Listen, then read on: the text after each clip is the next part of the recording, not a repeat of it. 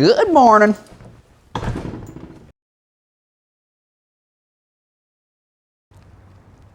How we doing there, folks? Slick. Not in the shed today. Slick out in the woods today, buddy. Got a real treat for you. I know that this just looks like a clapped out car that's been sitting abandoned in the woods. And to be fair, I guess it is. But it's got potential. And better than that, you gotta see what's under the hood.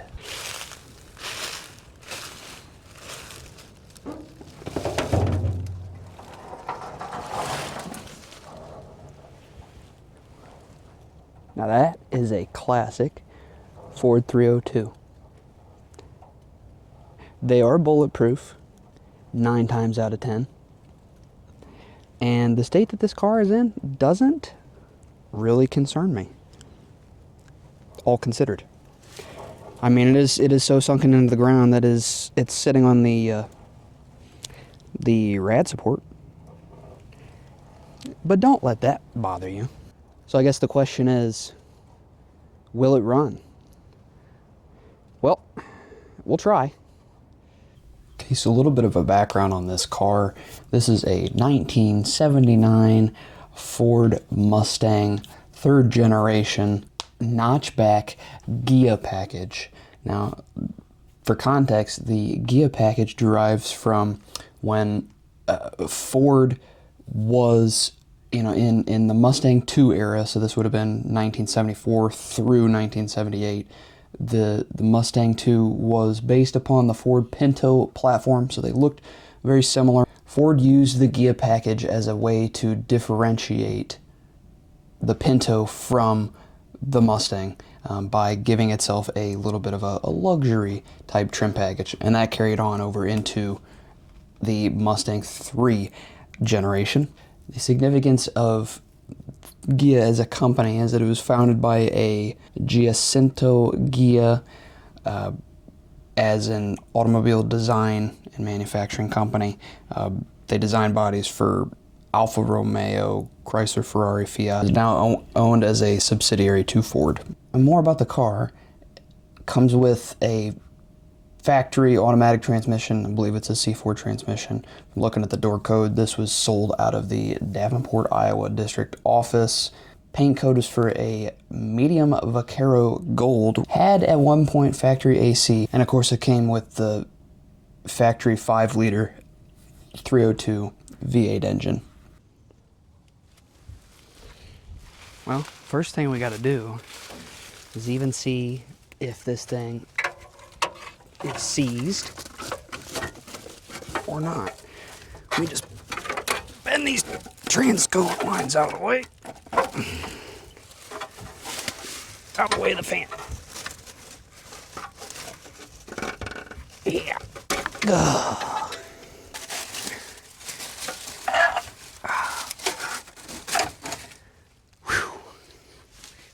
They're not rubbing against a pulley. That'd be great too. Okay. Shall we? Oh, look at that. Yeah, we're going back and forth.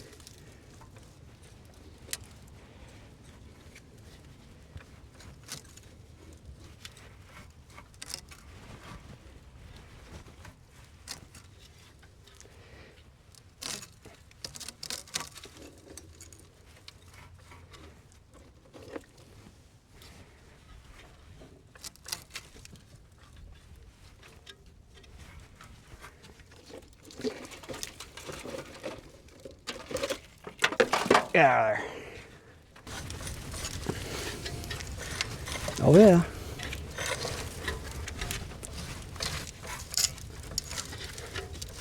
Does sound like it's got one tight spot there. We're just gonna work this then. I'll see if we can get on the crank pulley.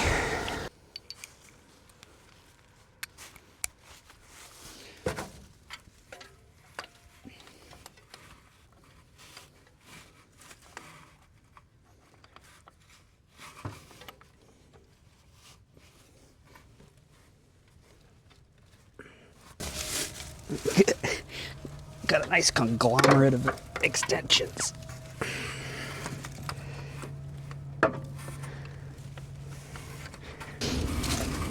Let's see if I can just take the fan off.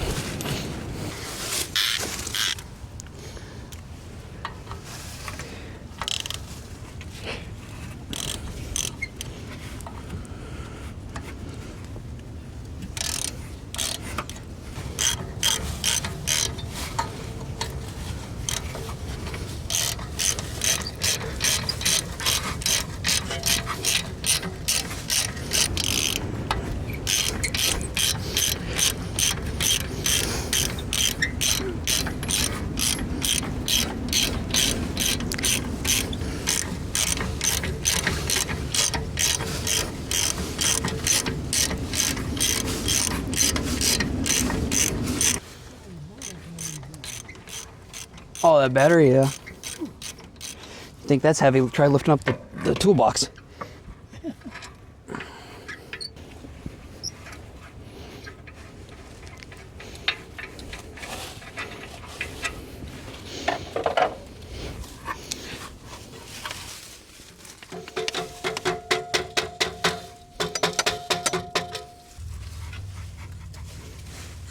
There.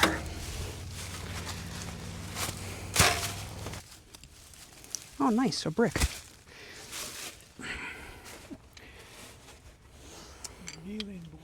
Yeah. Yeah, as soft as they come. It might behoove us to take the valve covers off and ensure that we don't have any valves stuck in a certain position. I would hate for us to be trying to turn the engine and one of those is stuck in a spot and we try to just break the engine free and it just breaks off one of our valves. That would suck. Alright, I changed my mind. I am going to take all the spark plugs out and fill the cylinders with Marvel Mystery Oil and let that soak for a minute. And then try her again. It's the least invasive procedure.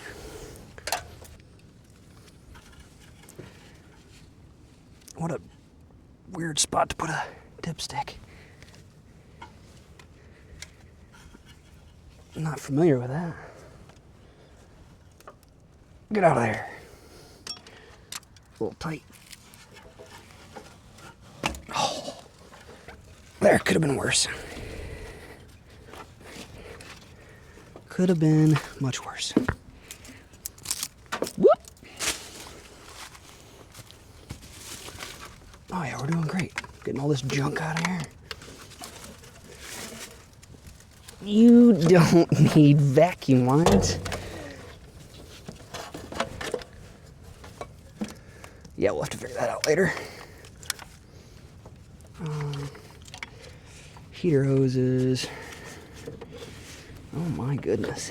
Yeah, I love that our AC pump and lines are just right in the way. Grand. Let's see. Does it have engine oil? Is there anything in there? Oh yeah. That's way past a hash mark.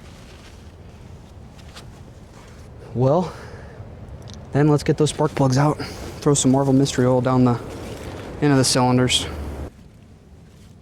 Let me reach all the way back there.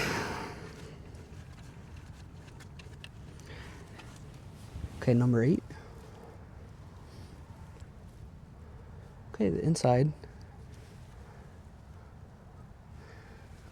It's not rusty. A lot of soot. Carbon. Can't really see any of the white porcelain. Let's lay these out in the order they were sitting. 7 might have a little rust in there.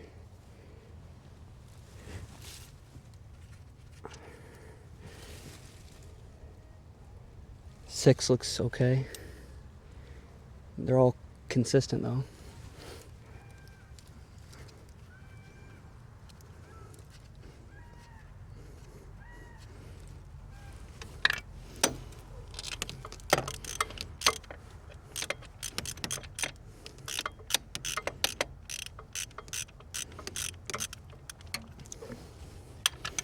There's nothing that's like extremely worrying yet. That's the main thing.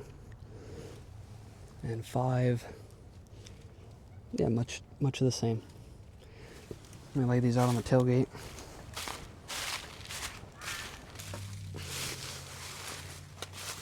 Let me get my knee brick. You're just gonna have to enjoy watching me from that angle because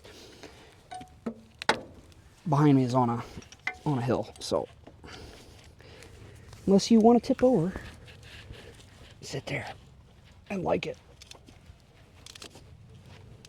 So if I didn't mention it before, this engine is definitely not run in over 20 years.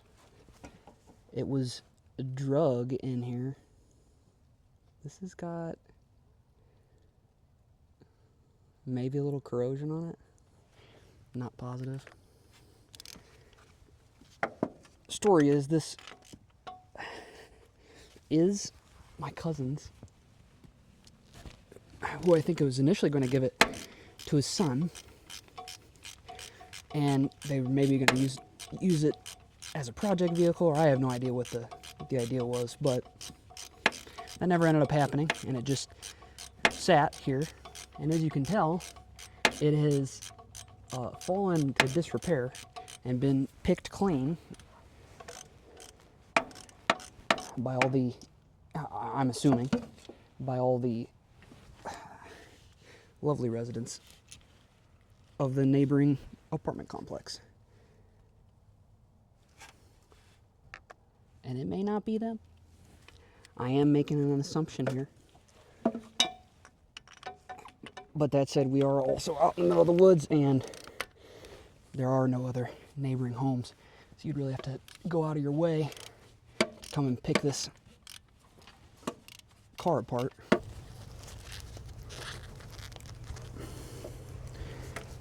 It's got headers. Look at that. Some shorties or whatever. Is that what you call them? I don't know. Short tube headers. Let me take this last one out.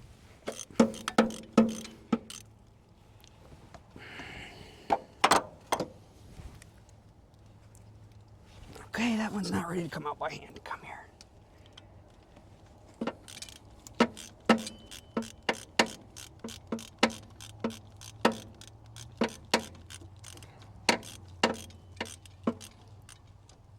What about now?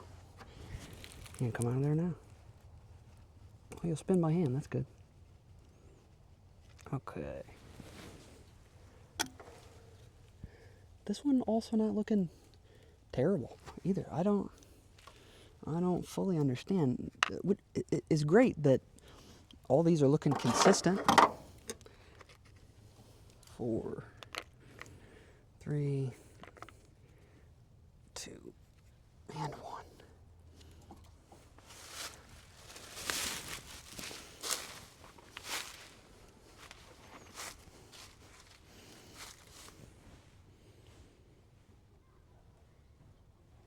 I don't know. Okay.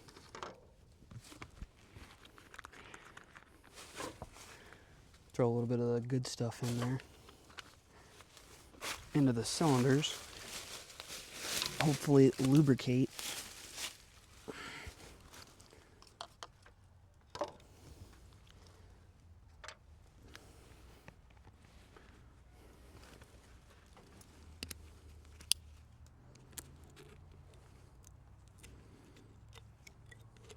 As I said before, be very careful of the little aluminum pieces tops your bottles. Number 1, don't litter, and number 2, make sure none of that goes into your engine, whether it's coming off of a Marvel Mystery oil bottle or your engine oil bottle or whatever else you're throwing in these. Well, because we're at an angle, this is just not gonna be great either way. I got an idea, because I got a different bottle with me. So I got a leftover bottle of Racing ZDDP. It's an engine oil additive that has additional minerals in it that you would add to your engine oil for an engine that has a flat tappet camshaft for normal function purposes, but especially because of the engine braking process. I actually got this as part of the rebuild process for Sally on the 68 Mustang. If you've seen that in some of my other videos. I kept this bottle as leftover. I was going to use it to refill the carburetor fuel bowls, but here I am thinking, it's a pretty nice little squeeze bottle that would fit right into a spark plug hole. Use what you got. Now if I could just fit it down in between all these wires, that'd be grand.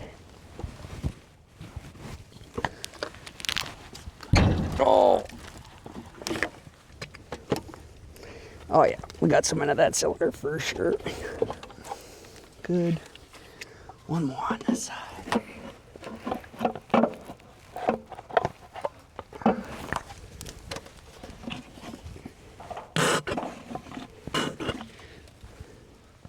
That went better than I could have hoped for. All right, this side ought to be a bit easier. Maybe.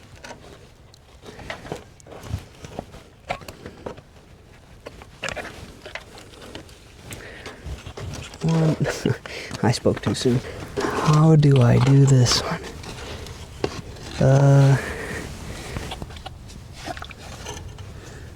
You don't. Jeez Louise, there's so much junk in here. Yeah, those last two are just pretty much gonna have to fend for themselves. There. I don't think it poured all over the ground. Yeah. There we go. Okay, cylinders, juice. Let's see what we get.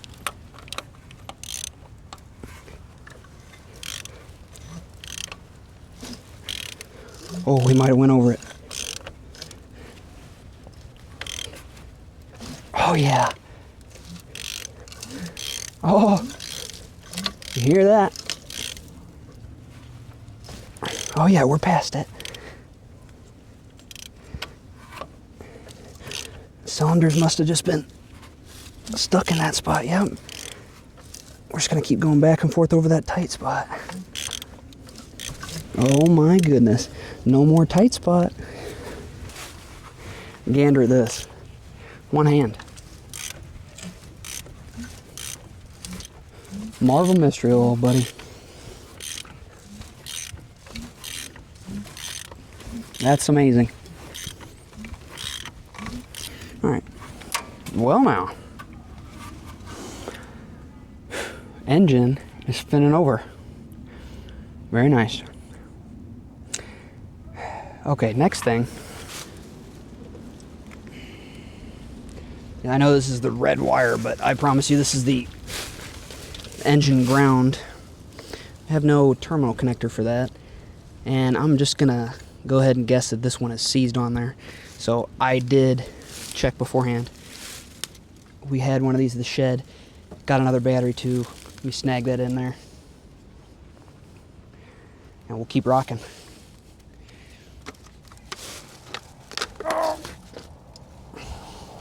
Oh nice, there's some mice underneath there. Okay.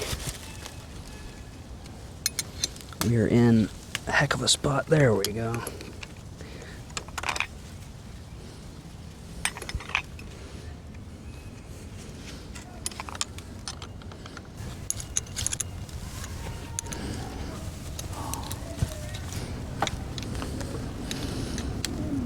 There, nice and tight.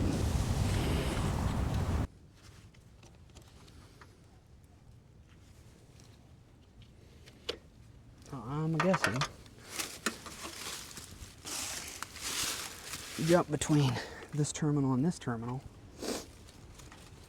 If that battery's any good, we'll get it to turn over.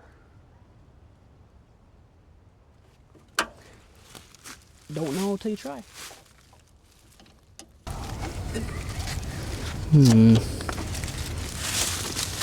Maybe I'm just not getting a good connection here. Okay, instead, let's bypass the solenoid. If this is hooked up to the starter, like I believe it is, I press this button and it should engage the starter. Nothing.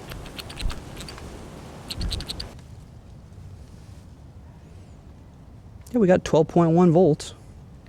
Wonder if that starter just needs a little encouragement.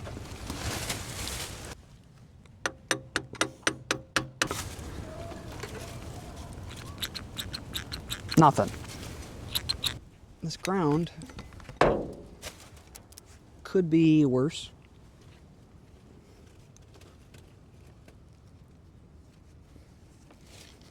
So I think that's okay. Got our positive line. Starter cable also could be worse. I wonder if instead I can eliminate that cable as a potential problem by coming off of this, and if I can reach it, go directly to the starter.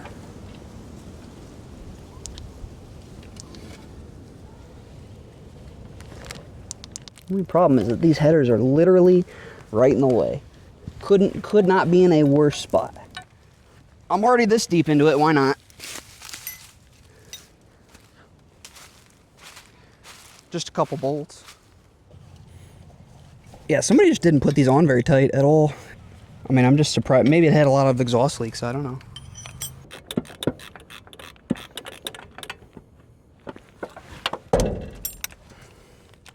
Now I can just barely see something.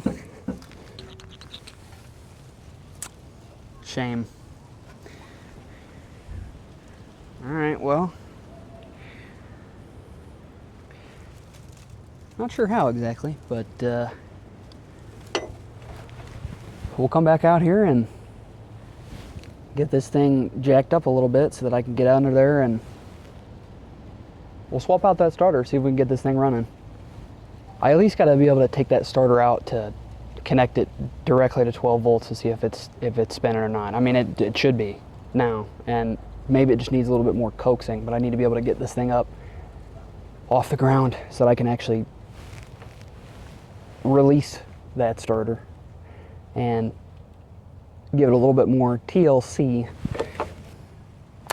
Another day. Guys got to go home and eat some dinner with the family.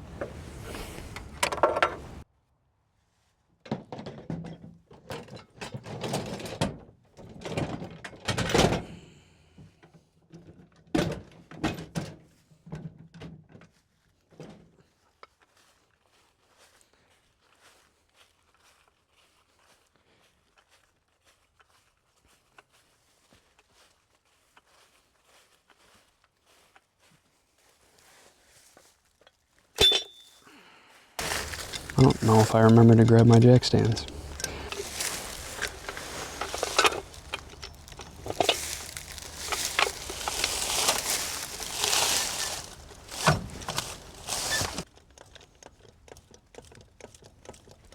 I was thinking maybe I get it high enough up here in the front. Oh, I got a secondary jack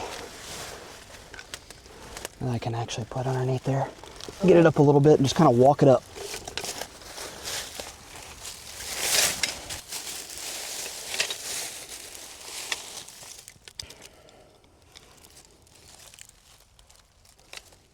Oh, that's all we got. Oh, wait.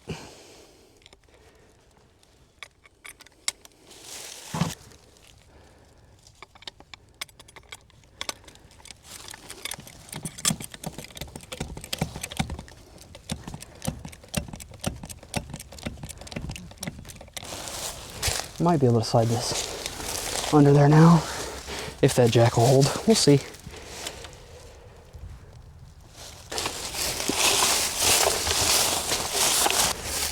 that a good thing or a bad thing? I'm where I need to be. Okay. There.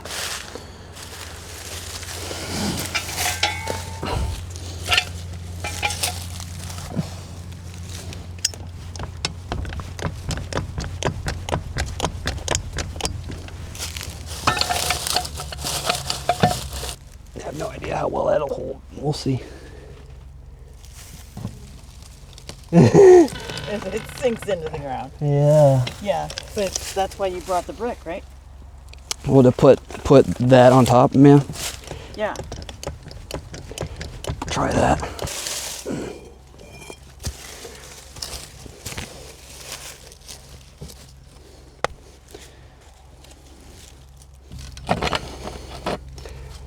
Just wide enough. Mm-hmm. Not trusting that with my life. Yeah, no.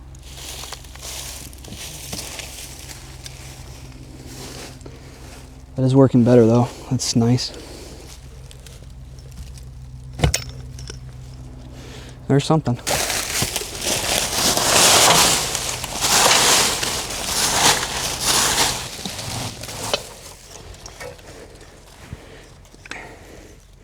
Well, there was a bolt that used to hold these together, but that is gone forever.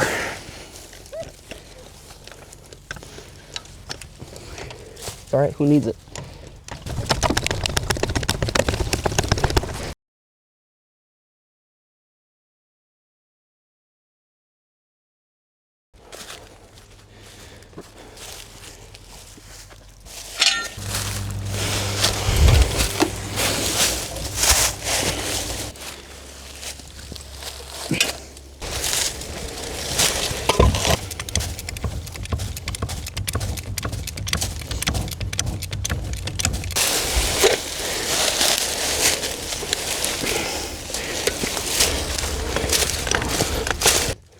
Rise! Rise!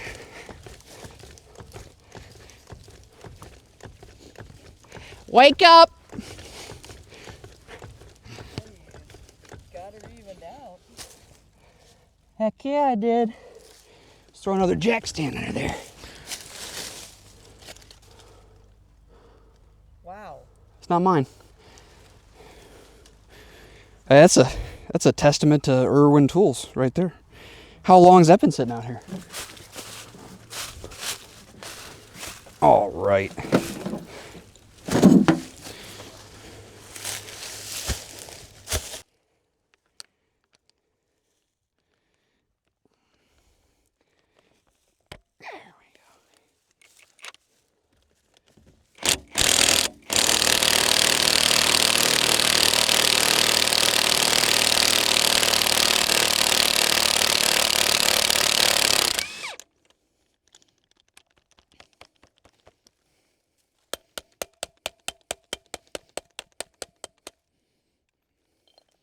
See if I can get off some of the worst ones. Oh, yeah.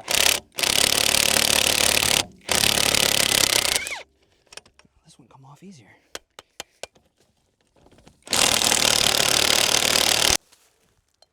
Smartest thing to do would have been to throw some of this lubricant on the threads before you spin it off, but you know, I like to punish myself, so I just, you know, I have the thought, and I'm like, nah, let's say it'd be fine. Let's just do it without.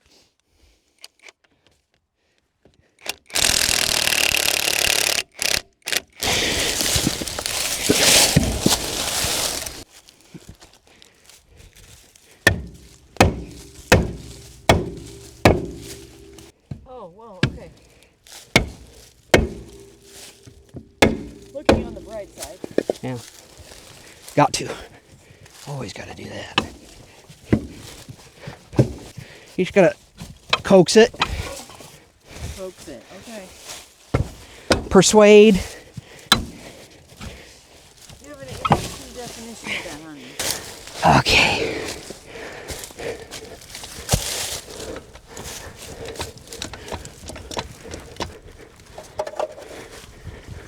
That is solid. Yeah, well, I don't feel comfortable until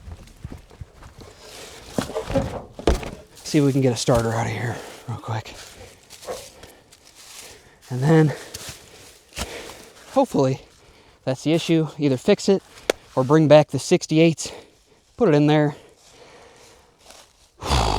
figure out the distributor, plug wires, ignition coil, carburetor, mock up the temporary fuel system, and get it started.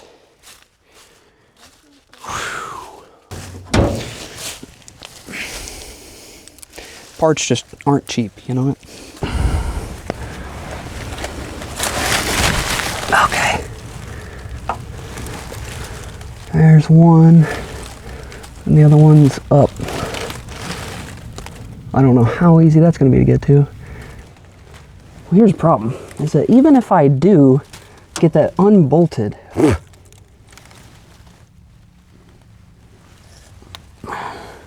because of all of this, how am I getting that out?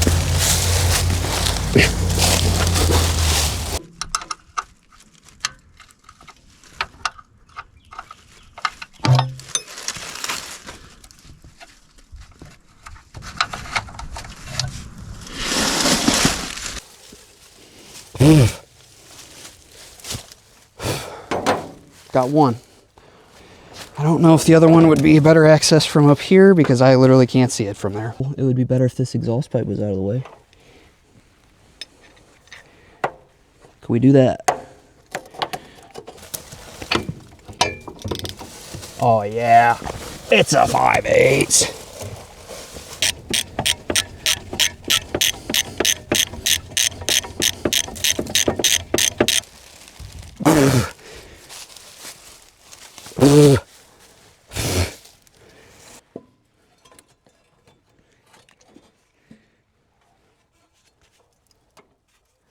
Thank you. Ah, perfect. Now I can see the starter.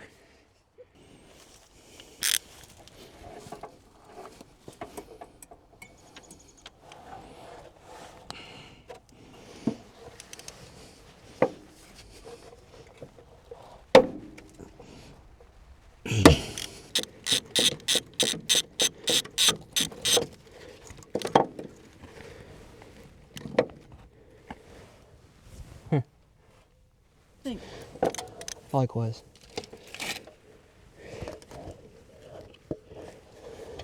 Okay, come here, starter. Please come out this hole.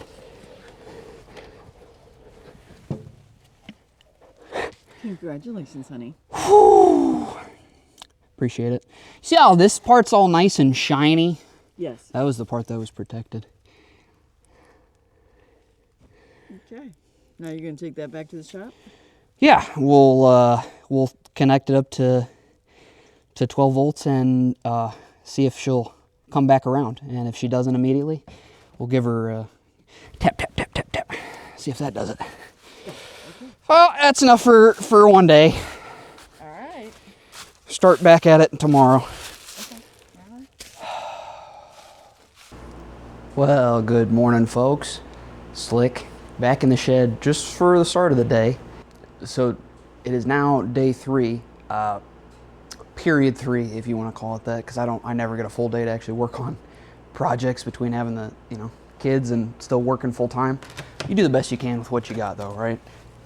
For what time we have today, starting in the shed, we're going to be working on seeing if we can bring this starter from the 79 back around, see if that'll function on its own. If not, I have the one that's been pulled out from the 1968 convertible Sally. We can just snag that down to my aunt's place where that 79 is located, throw that in there. And then we'll work on figuring out temporary fuel solution. We'll get a carburetor snagged in there. It's also the one that was off of Sally. If not, I have another backup plus a carburetor rebuild kit for the backup. The backup itself is from the 1964.5 Mustang project car. It was my mom's in high school. Haven't told you about it yet, but we'll get there. That one's a whole nother discussion. So we'll get our temporary fuel, get our carburetor. Just have to figure out ignition at that point. I've got spare plugs and wires. I could use the distributor from Sally if I wanted to, because that's out already. We'll just mix and match, see what it takes to get this thing going again. Well, first things first, let's see if we can throw 12 volts onto this starter and if it'll actually function like it should or not. Take a look. Okay, so we got a battery charger right here. I should be able to throw 12 volts from that.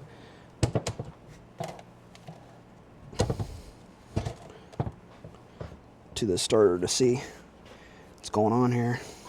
Okay, Mr. Starter.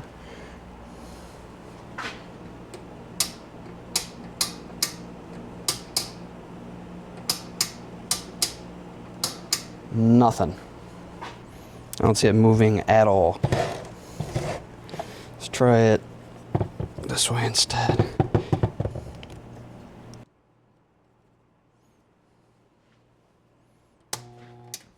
Woo-hoo! Yeah, that's not doing what we needed to, though. I'll tell you that.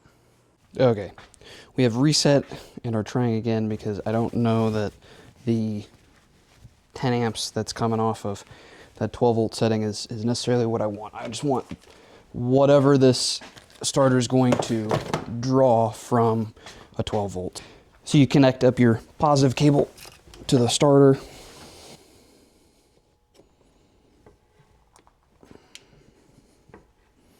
Connect your negative and positives to the battery, and you should be able to ground this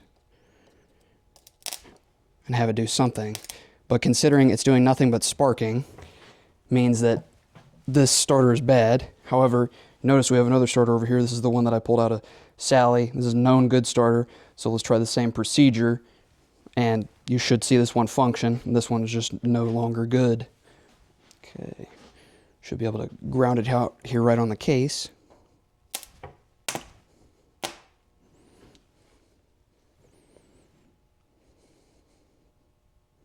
Okay, so we're gonna err on the side of caution, and even though when I took that starter out of that 68, it was fine. I'm not gonna assume that it is now, I guess. I'm gonna steal one off of the 64.5, if I can.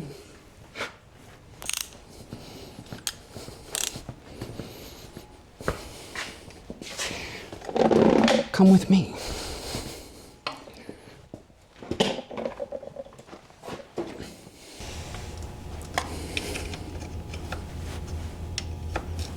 Okay, let's undo this other one by feel.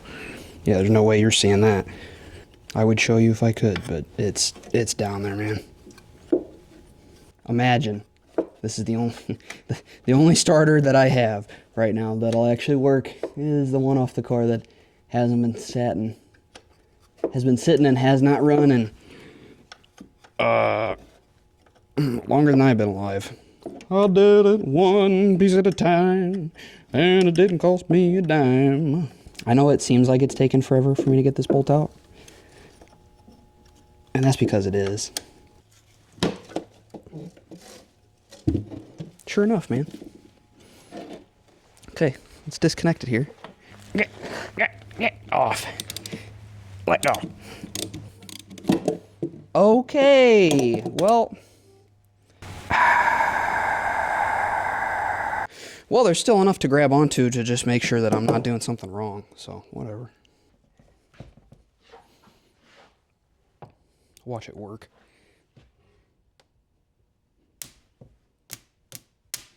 Alright, nothing's working here so far. I literally think I just have bad starters all around me. Several hours later now, I'm finally back.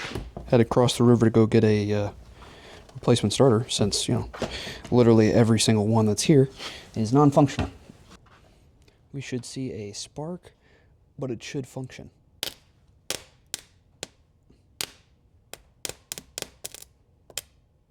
Why not?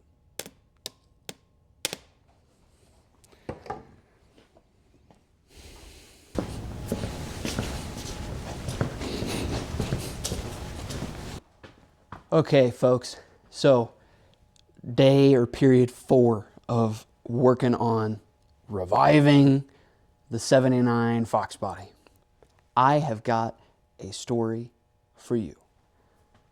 So day 3 is, I don't know how much of that you're actually going to see. You're going to see portions of it, I know that. That whole day was kind of, it was blown because of the weather too. I would have been getting poured on. But I would have been fine getting poured on in the rain had I not already been beaten down 4 separate times, okay? I tried 3 starters that we had here from just, any of the other cars that were around. One that I was known good as far as I knew from the 68, from Sally, because it was cranking when I took it out, so figured it'd still be good. And it only been sitting for, I don't know, a little over a year or so. I don't know. But the 4th one, straight remanufactured from a big box store. This one, however, that I snagged from O'Reilly's. Let me show you something, okay? I was going to show you in day 3 how to do bench test to see if your starter's good or not. Well, let me show you now on one that I know works. Okay. So what we'll do, we'll put a positive on the rear terminal of our starter. And then, and this may be different considering what type of starter you have. These older Ford starters, before they begun to incorporate the starting solenoid as like an attachment to the outside of the starter, as most manufacturers have.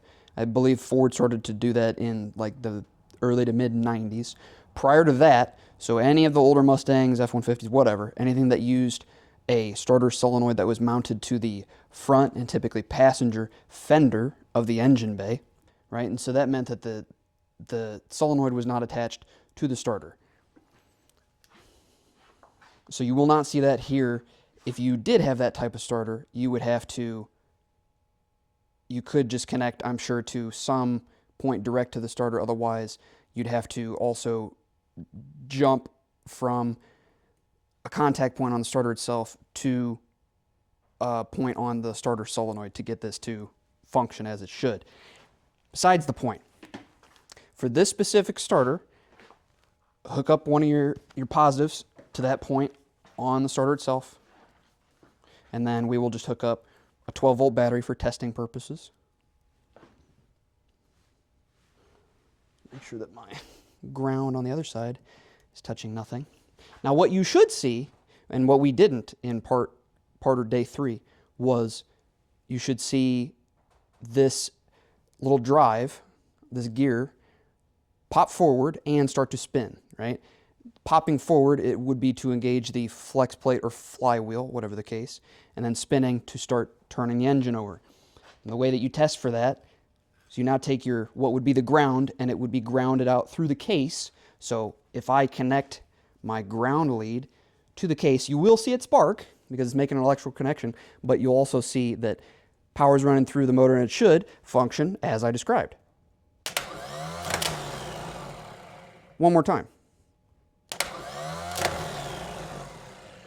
Okay, all that to say, 1, you absolutely can have a faulty starter right out of the box from the big box store. And 2, have confidence in your abilities. I was doing the right thing the entire time, testing all of these. I had a correct battery with proper voltage. I had, I had functioning cables, right? The procedure I was using was correct. I was having bad equipment the entire time. So that's what can happen.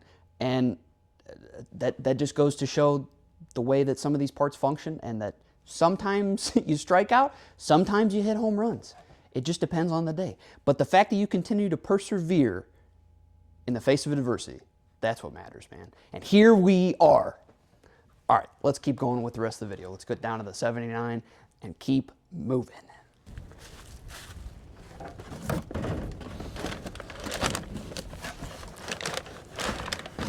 Yo! Oh, there it is. Let's throw a starter in, shall we? Easy does it. There, that's in there far enough to hold it up anyway. Whew. Okay, now for the not so fun part, crawling under to throw the second bolt in there. It's a nice 50 degrees out today too, so could be worse. Okay, if you'd direct your viewing attention to up here. Oh. Doesn't that look fun? Okay, bolt is started.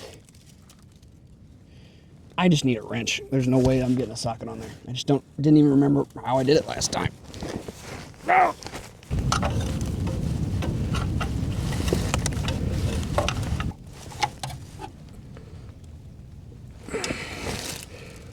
Okay, cool.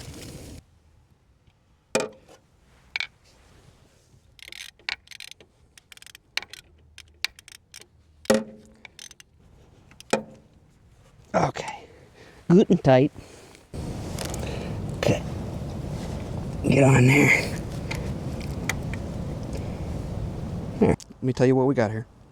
We have our handheld start switch, if you will. Whenever I press this button, it would send voltage to the starter, but let me tell you how. So we have a positive of the battery being connected to one alligator clip, which is connected to this handheld starter.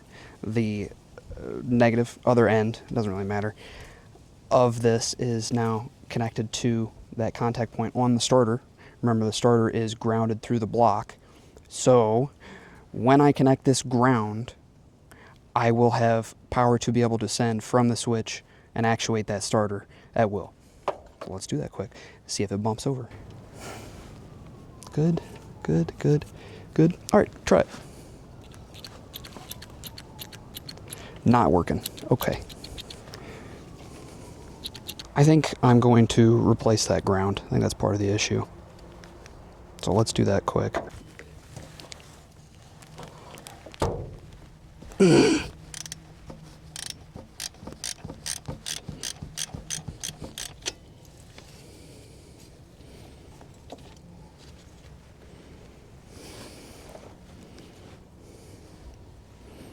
Yeah, that's what I was worried about right there at the end. We're connected to the block. And here too. Oh yeah. Look at that. How many of those wires were... Jeez Louise. Alright, we got our new cables. Let's do it to it.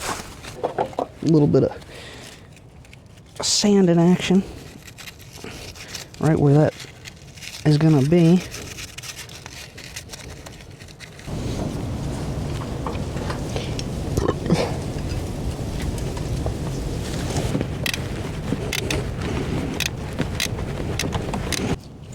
Not that I really want a cable this long, but it's what we had, so whatever. Okay, fingers and toes are crossed. Nothing. See if we got 12 volt. Yeah, 12.2. That'll spin it over. So what is our issue then? Come to find out that this cable... Yeah, I know, it looks great, right? No, but in all seriousness, there's nothing at first that makes you think, well, no, that wouldn't work. You know, looks fine. Could be this portion right here. It's about, burnt through. Regardless, when I would test, notice that, okay, I'm grounded off here to my negative terminal with a quick test light. You go from 1 to 1, 12 volts going to this bulb, lights it up. When I would test that other lead towards the end of this ring terminal, I would get nothing. This one, however, get our light go off. So I should be able to, with my little switch, jump from here to here and be able to start that starter motor. Let's see if that works. In theory, it will. Oh, did something there. That's at least showing that it's throwing voltage to that wire right there. Now I see it burning there when I would or smoking rather. So let's not do that anymore. How's about instead, can I use a pair of jumper cables? All right, folks, this is day or part 5. Back out here working on the 79 notchback Ghia Foxbody Mustang. I've got the battery starter ignition system on the run in a positive way. So let's dive into that, see how far we get. I got about 3 or 4 hours. I'd love to see this thing start today. See if we can make it happen. Okay, first thing I'm gonna start with is replacing this solenoid. Change this solenoid so I can connect my switch to it, and the solenoid will take the majority of the electrical load, and our ignition switch is just going to be the trigger.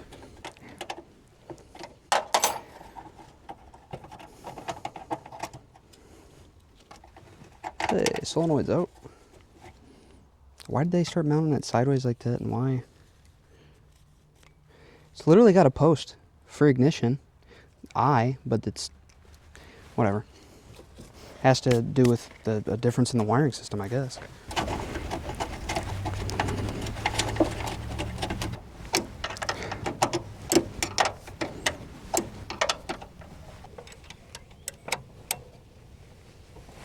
Okay, it's nice and tight, my starter.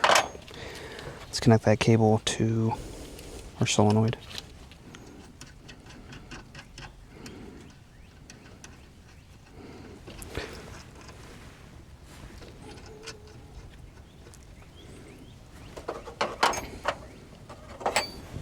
Half-inch.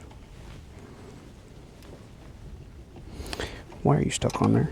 Good. It's tight. Let's get a battery in here.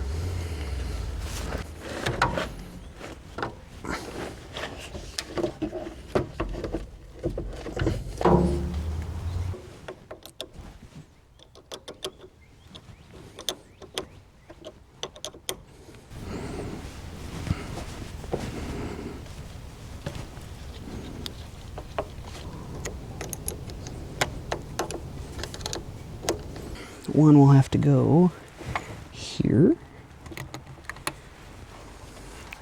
and the one will go on the S.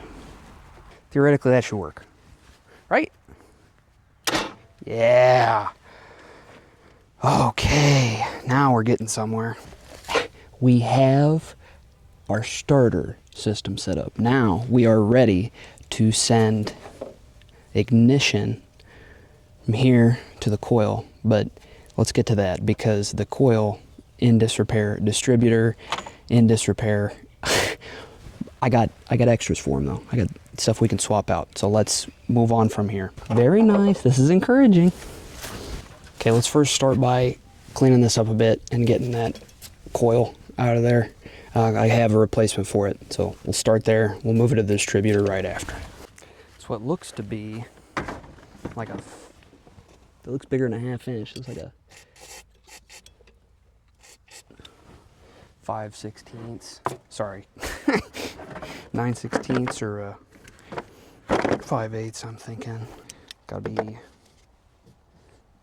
9/16. So that does look bigger than a half. So it is. Oh yeah, this rusty piece that's jangling there.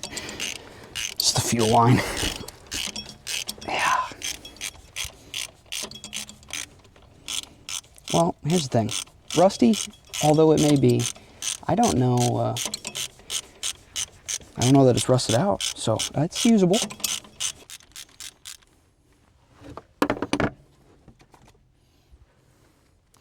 Well, we had a grounded cable there of sorts.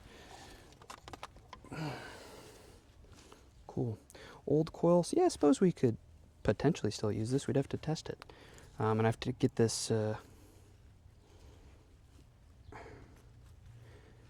plastic cover off the top of it first.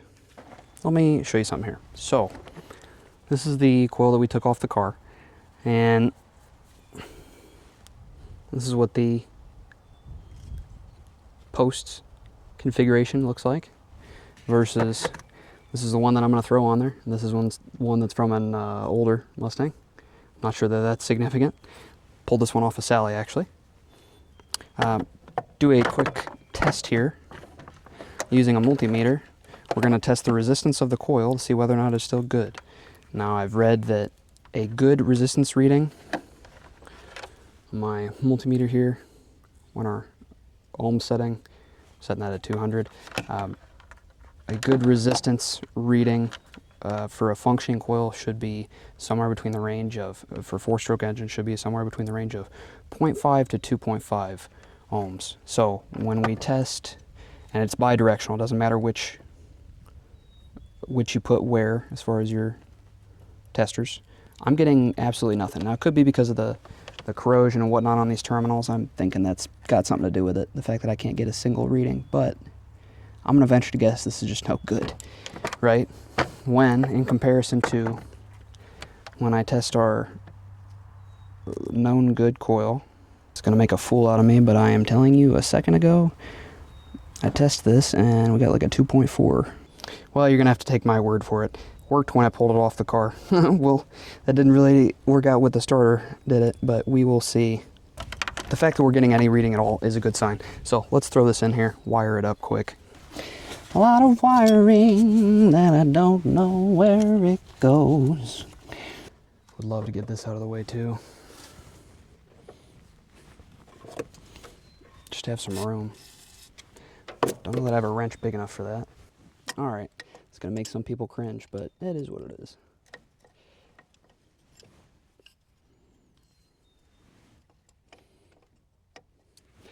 Do what you can while you got the time. Oh, that's not gonna budge either. Oh!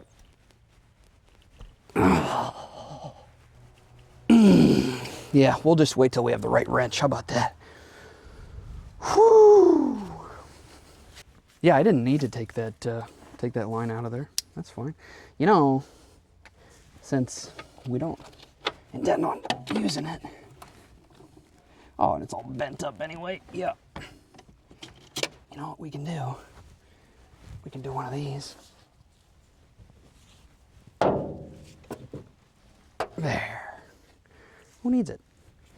I don't know what all this wizardry is. It's just more and more lines for me to have to plug.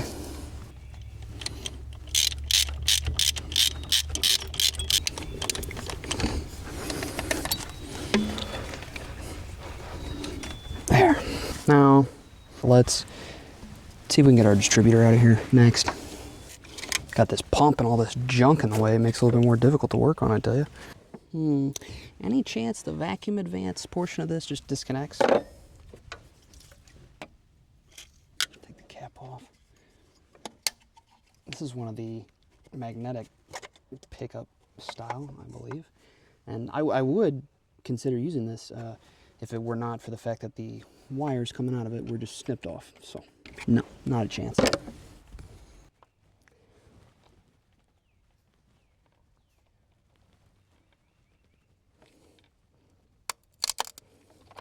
Okay, whole distributor's just gonna let go instead.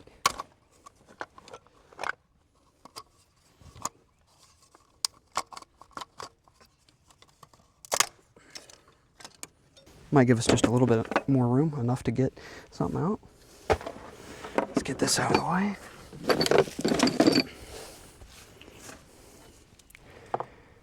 It's a little concerning. I mean, if that's how everything else is going, how is this distributor gonna? Oh wow, that was just not in there super tight. Wonder why. Probably because nobody could get enough leverage in there to turn a darn thing. It's a good thing that it's looser too, because that means one bolt you don't want to break.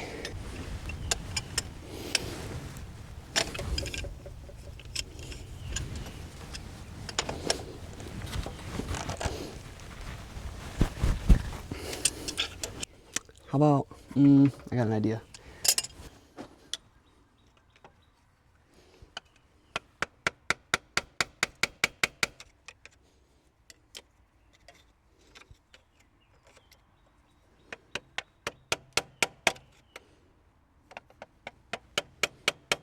I think it moved a little bit.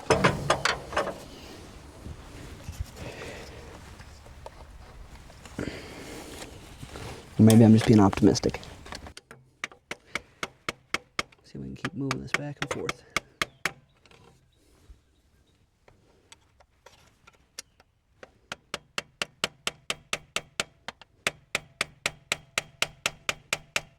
That's definitely moving. It's not just me.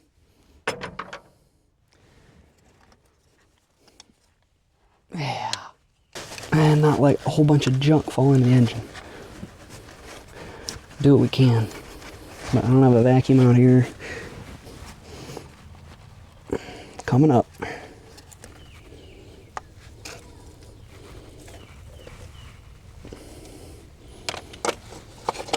Okay. Let's get this old one out of here. Get our new one in.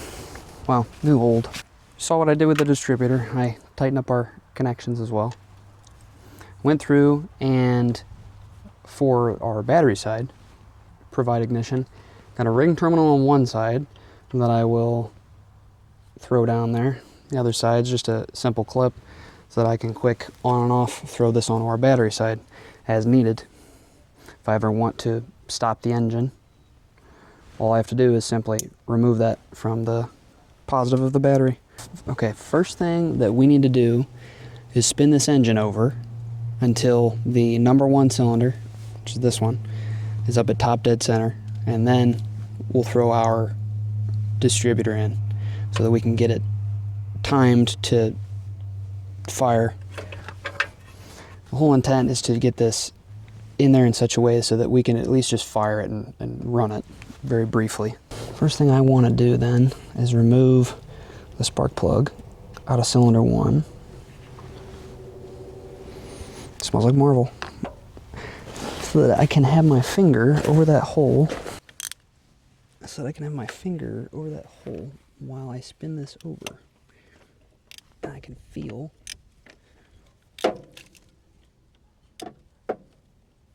whether or not we're at top dead center, because I'd be feeling the compression from that cylinder.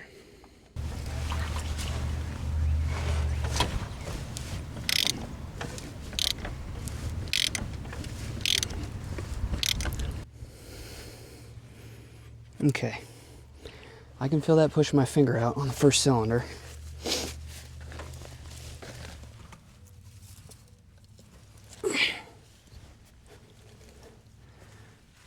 Now, we need to look down at our timing marks on the harmonic balancer. So if we can tell where we are at. I'm also going to spray some penetrating fluid onto our harmonic balancer so that maybe we can get a better idea of where our TDC is by looking at the timing marks. It's also not a bad idea to use some sandpaper on that so you can see these a bit better.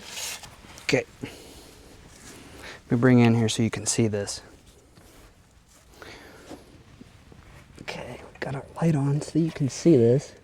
Okay, so this right there, that's your harmonic balancer. You're looking for those little timing marks that are on there. I know you probably can't see it well. I can barely see it myself. However, a little bit to the right there, you might see a 10, I don't know where my finger's at, and then a 20 next to that. Further to the left, you'll see a 0 right in the middle there. Maybe from, you can't tell with the glare from the light, but we are right on 0, or just a little bit, just slightly advanced, like maybe 2 degrees advanced from top dead center on the compression stroke for number 1 cylinder. And this is the point at which I'm going to throw the distributor in the vehicle. Now, there are varying opinions on whether or not you should be stabbing your distributor in at exactly 0 degrees before top dead center, or give it a slight advance with your initial timing. You know, setting it in at 2 degrees, 10 degrees, whatever. And I've heard people do both, so I don't know that you can really screw it up, but here, you can learn from my experience.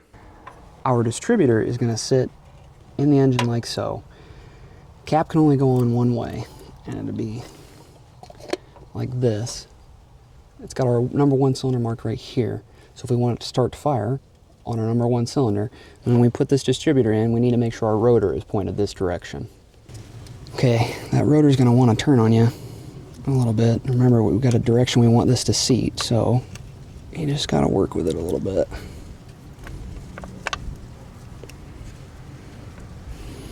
This fuel line being right here does not help at all.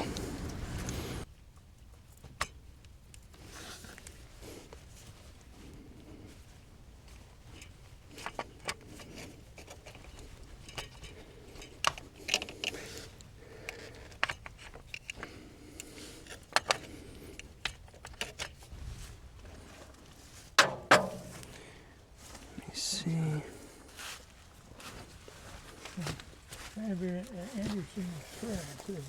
What?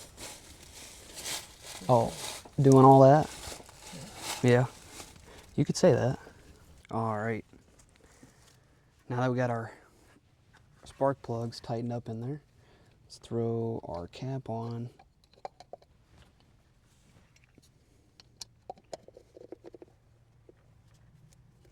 And get our plug wires going in the right direction here. Firing order is listed here on the intake manifold, although you can look it up. You can see that there were high output 302s that would have a different firing order than any 302 289s prior to that.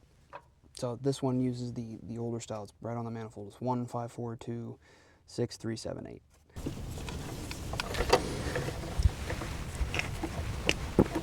4. 1 5 4 2 1 5 4 2. All right, got them in there. What I want to do quick, while I'm thinking about it, is take this cap off, connect this distributor and ignition to the battery, and test whether or not we have spark at the points. Okay, this would be ignition on. Oh yeah, a little sparky there. So if we move this, oh yeah, wow, working like it should. Here, I'll bring in, you can see this. I don't know why I act so surprised. So, like I said, now that we've got our coil wired up between the distributor and the ignition, you want to look right in there. Those little contact points should see a little spark. Oh yeah. Very nice. Okay. Now that that's running fine and well, let's disconnect this for a minute so I don't get sparkied. Let's throw our cap on and see if we can't get a carburetor sit on here. Let's quick see if we can get some of these off. Oh.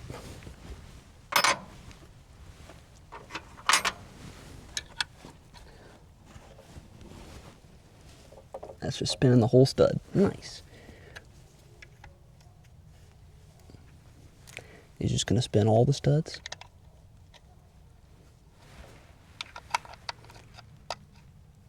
All right. Well,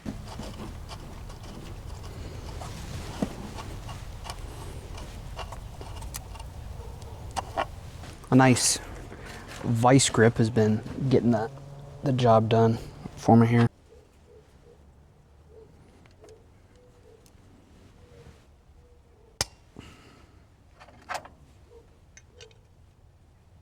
Well, I at least got one so far, is what I'm saying.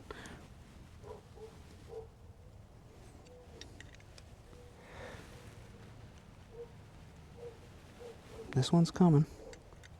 Useful tool, man, vice grips. Incredibly useful. There's another. If I haven't already mentioned, the idea would be that at the end of all this, when this engine runs, I end up taking it out of the car and cleaning everything up, internally and externally. Yeah, hold on here a minute. I want to clean up these threads before we do anything else. Okay, so I went back up to the shed, the infamous shed, and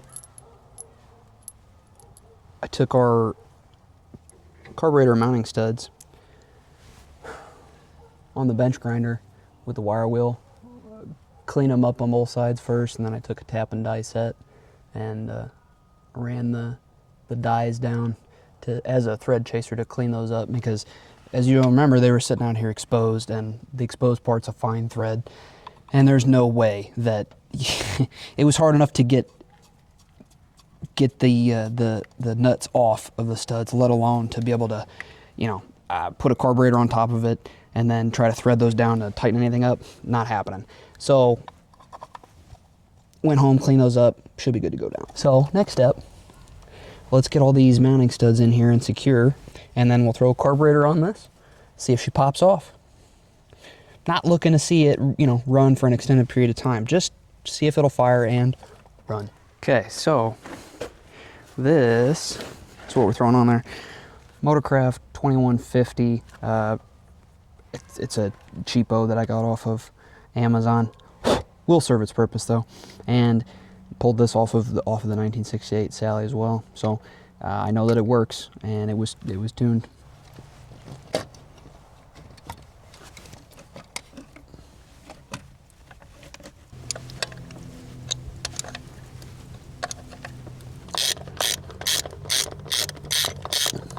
I forgot, before I try to pop this off, what I wanted to do, or what I need to do is take some of these rubber caps I got and plug off any spots in the carburetor where I don't want fuel to come back out.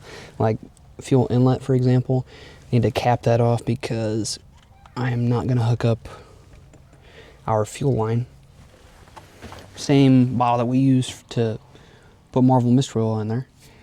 Got some gasoline in this now. Let's fill the fuel bowls up first through the vent tube, and then we'll connect our ignition coil up. See if she'll pop off, I guess.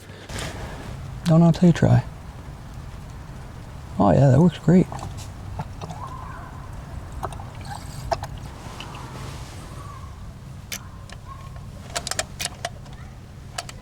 Accelerator pump working?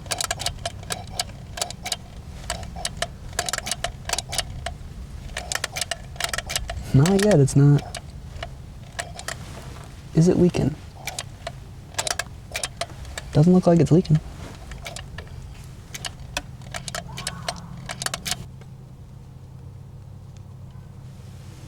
It is leaking out the back. Cool. Didn't see that coming. That accelerator pump is not doing squat.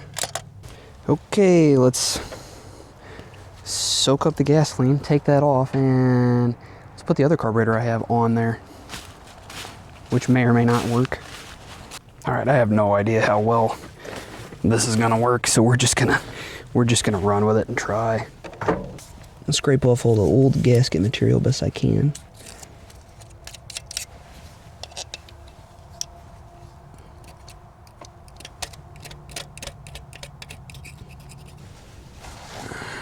Okay, get out of there. Now, I don't generally recommend this. However, desperate times and such, we're going to use a high-tech gasket sealant. Just put a thin layer on there to help seal her up. This is not supposed to set either. It's supposed to be very tacky, and it's supposed to stay flexible. Try to get ourselves the best seal we can. Now, I'm not saying I have the highest hopes in the world for this to just pop right off. I've literally done nothing to this carburetor. It doesn't owe me anything, is what I'm saying.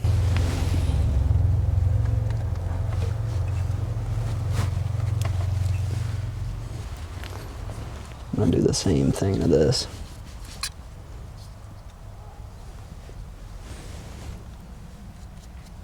Thin layer. that bad boy on there and tighten her down.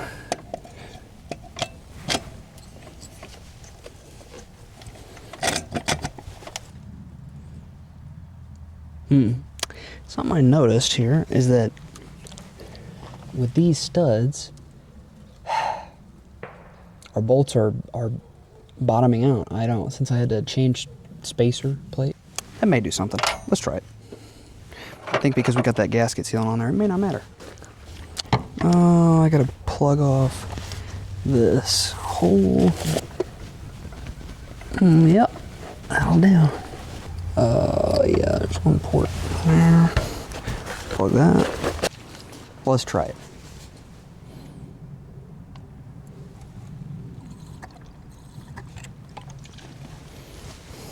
A little something in there.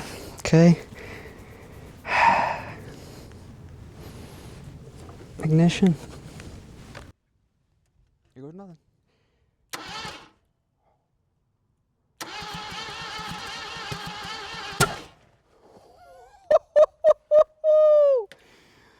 Good Lord.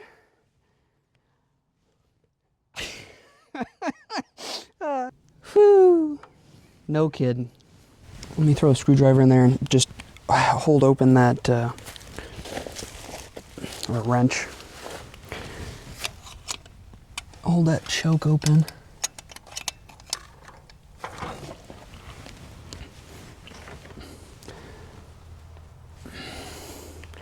See if I can get it to just pop again, because that was fun.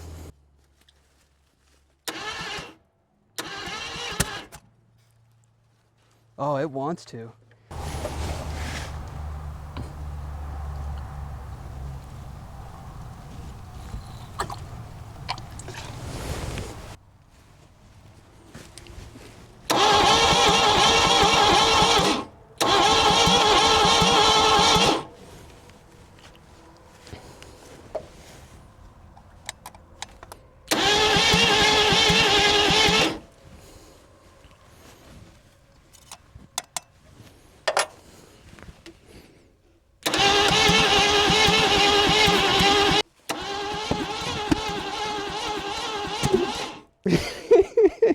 It wants to.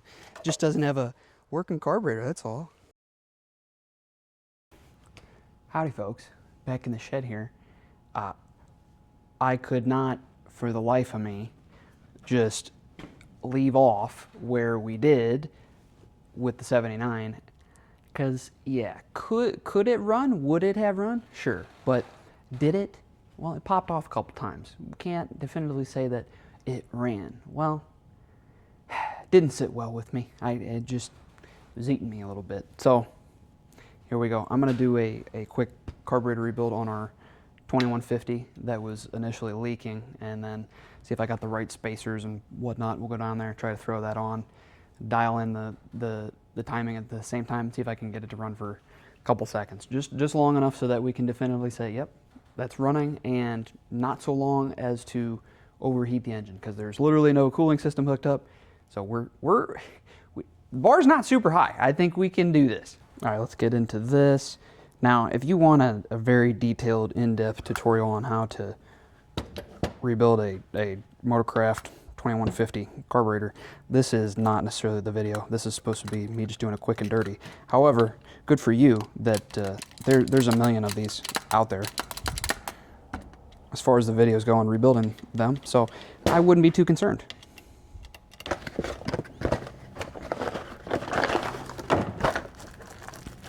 Okay, let's start taking this apart. Need to have a flat screwdriver here with us. I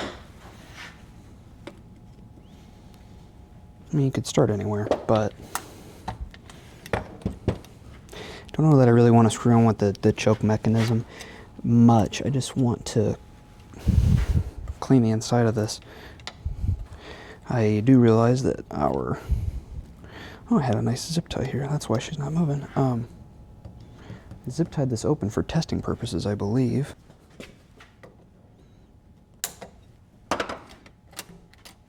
There she goes. Let's get the top off here.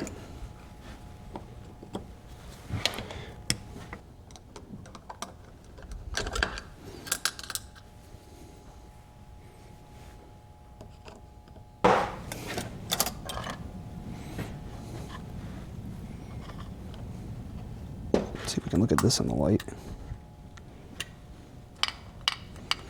See that needle and seat's moving? That's good. Just want to ensure that it's not stuck. Not a whole bunch of junk in the bottom of there, although fuel smells a little varnishy. It really could be worse. What I do need to do is take this off, replace this seal.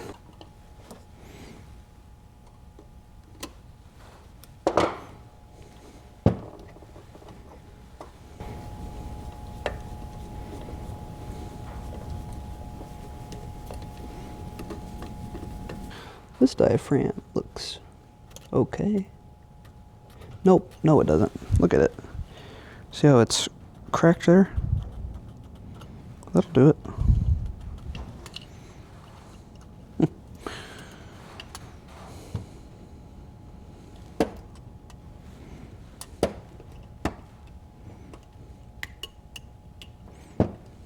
Gasket was bad anyway. That's nuts. Wasn't really old at all.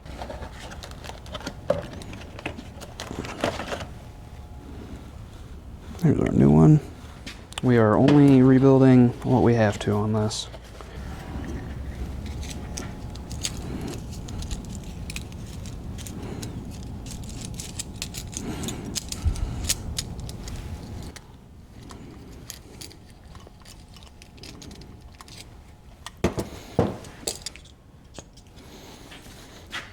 Use a little brake cleaner, carb cleaner through our orifices.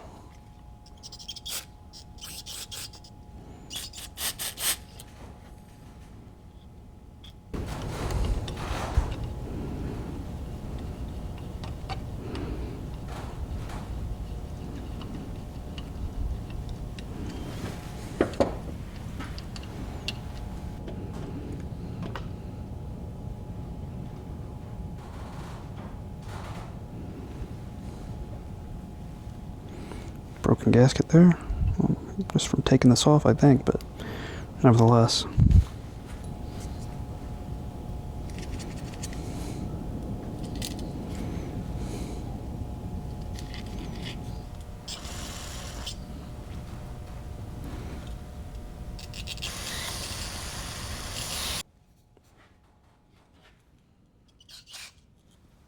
Oh, it got me.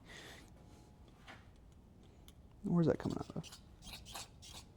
Oh, cool. So, passage that comes through for our accelerator pump's working like it should. That's great.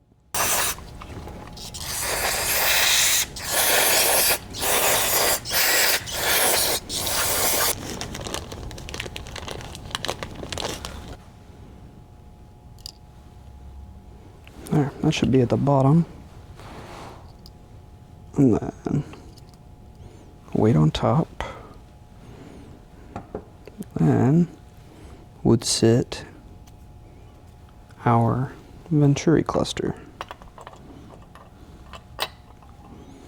Yes.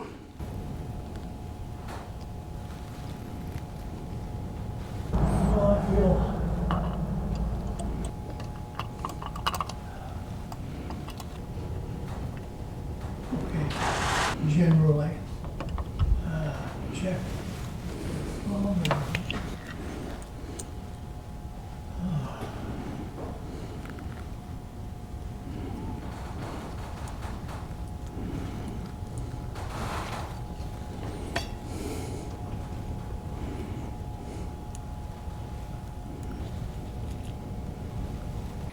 Okay, let's change gasket for the power valve too,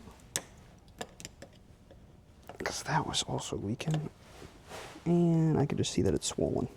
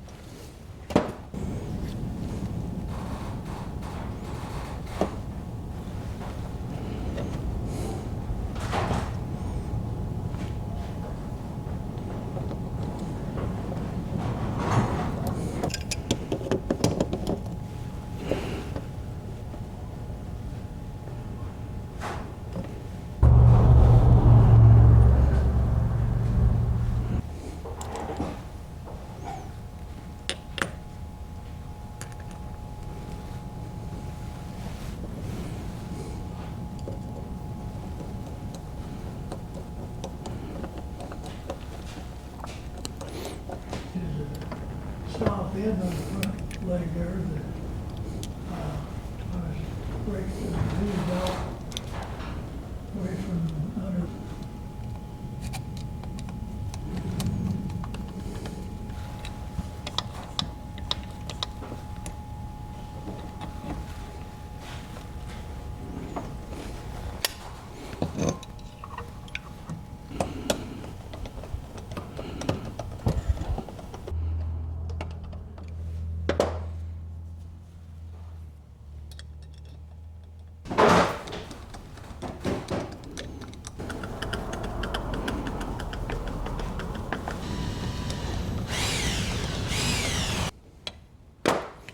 Okay.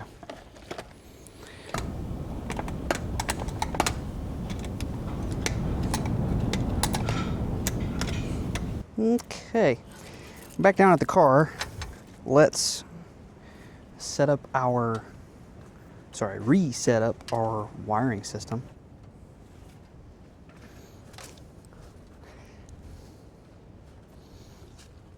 All right, will that start it? Good. Lovely. Now I got a little bit of reach. Hit my button and give her the old whoop, whoop, whoop, whoop, whoop, whoop.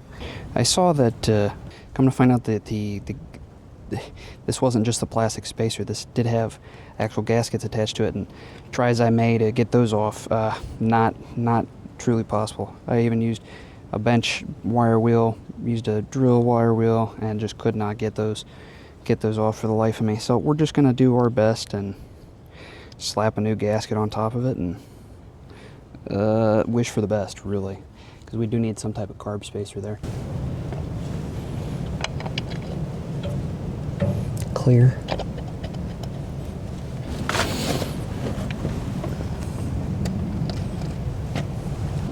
Still on there, by golly.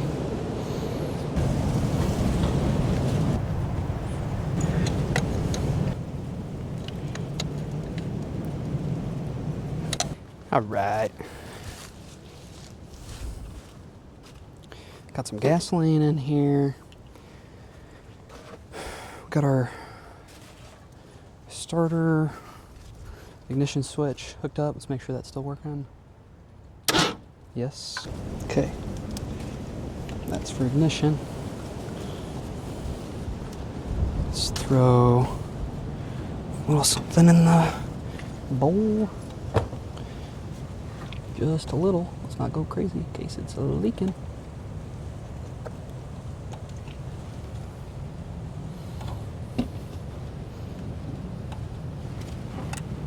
Oh yeah, accelerator pump's working great now. Well, just like Derek from Vice Grip Garage says, bring the thunder.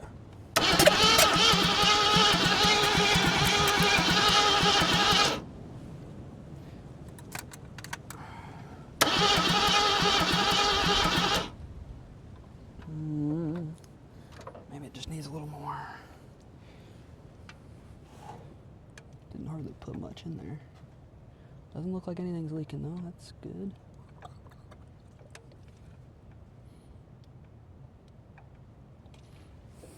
Where's our timing at? Is that adjustable here?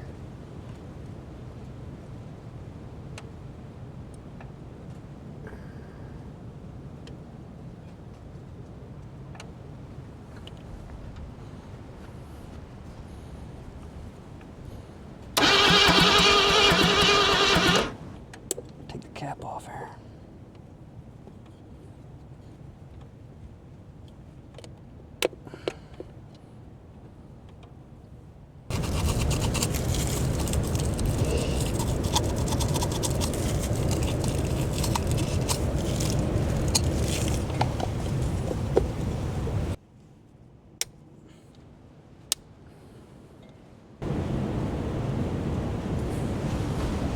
Try right there, huh? Let's see what we get.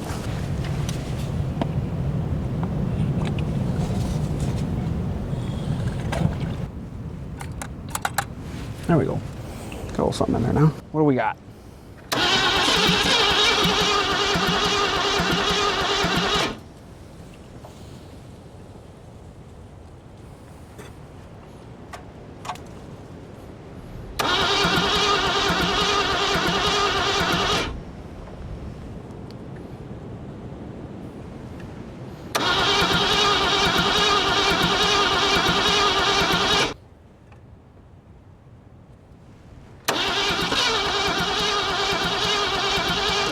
had something there.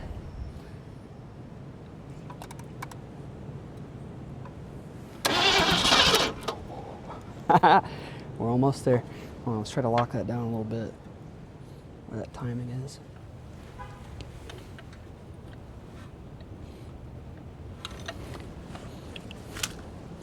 Try that again. Oh, I'm feeling good. Feeling very good about it. Ooh. Still backfiring through the carb. Let's do a little bit more advanced right there.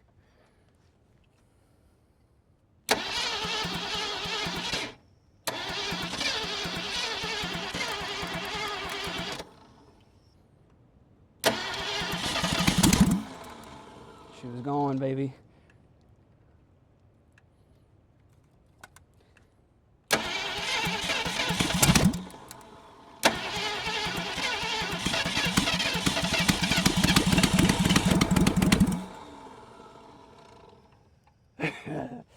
Hold on.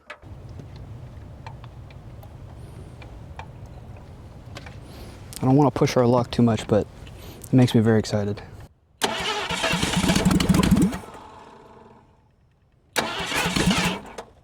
Ooh, here we go.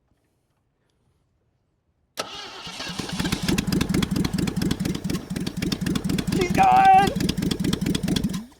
Oh, all right. And it's, oh wow, it's got the transmission pump going. Jeez Louise. Hey, that's good. Transmission pump's working. It also spun the fan pulley off. I completely forgot about that. Well, hey, good. The transmission was full of fluid. I mean, look, as you could tell, I could have kept that going even longer. But you know what? I think that's about good enough. I also see that stuff has finally started to smoke, so there's that. I think that's enough. But to demonstrate to you that, yeah, it can be done. This thing had been sitting for over 20 years, not touched. I bet you this thing probably hadn't run longer than that.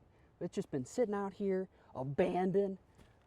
Spent a total of what, like, this is now the sixth period of like 3 hours or 3 or 4 hours me working on this thing. Got her back around. Yeah, I really don't know what we're gonna do with it. There's so many rust holes in like frame related areas, so I just don't know. But leave a comment. Tell me what you think we should do with it. At bare minimum, you know, we gotta keep the engine and the transmission. There's nothing wrong with it. She'll keep going. I don't know. What do you think? Should we just part it out? Should we save it because this is the first will it run on the channel? I don't know. Tell me what you think. Either way, I had a great time working on this. This makes me happier than you can imagine. Super fun doing it.